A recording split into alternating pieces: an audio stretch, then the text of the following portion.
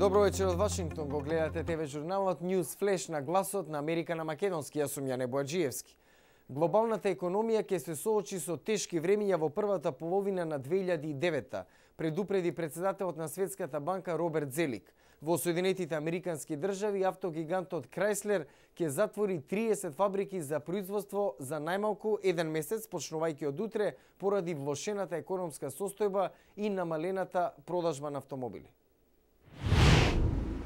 Една по една и од сат и од светот пристигаат загрижувачки вести за состојбата на економијата.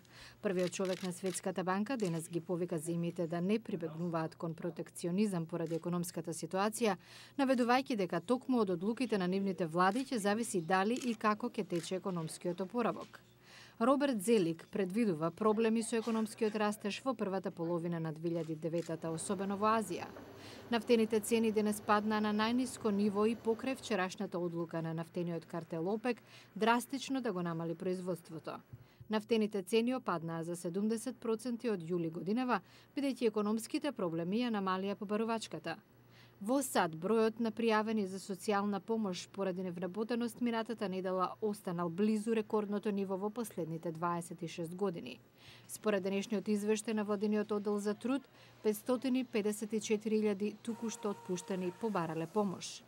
Третиот по големина автомобилски производител во земјата Chrysler вчера најави дека од утре во рок од еден месец ќе ги затвори сите своји 30 фабрики за да заштеди и избегне банкрот. Најново истражување на јавното мислење пак покажа дека околу 2/3 од американците се погодени од рецесијата и се загрижени дали ќе го задржат досегашниот начин на живот.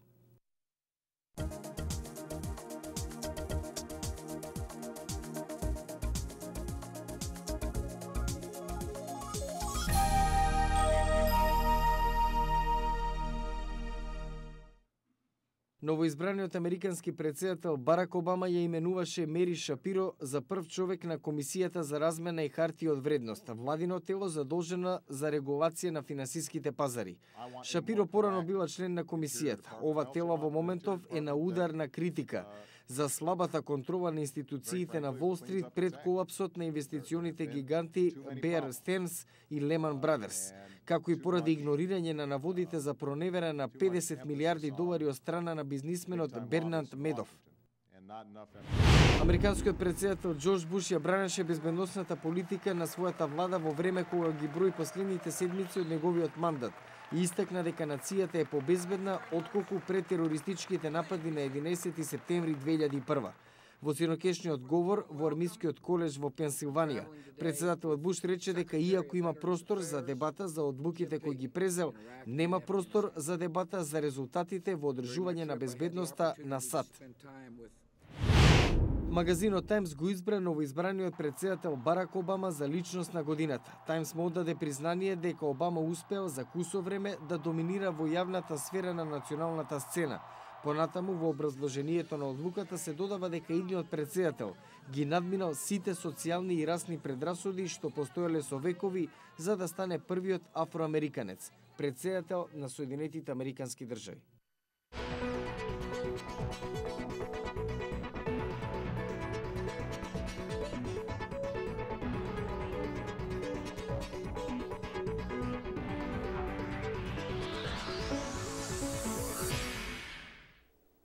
Во продолжение на News Flash, македонскиот претседател Бранко Црвенковски го одржа годишното обраќање во парламентот и истакна дека највисок приоритет на нацијата треба да биде забрзување на евроатлантските интеграции.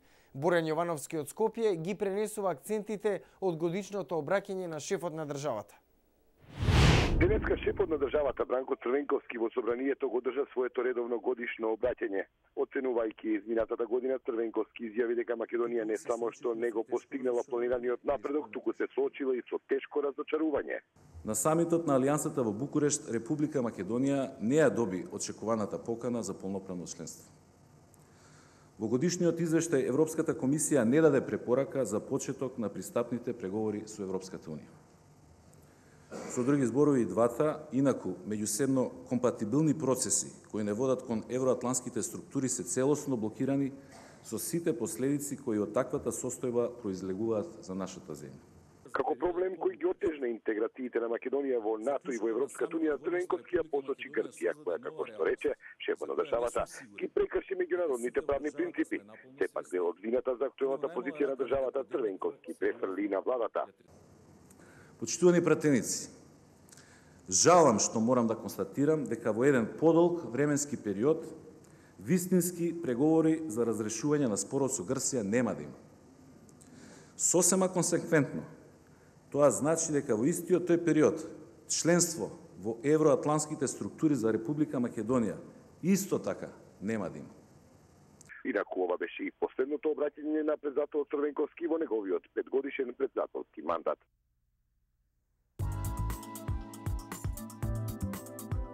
Нарачете бесплатен календар на Гласот на Америка за 2009.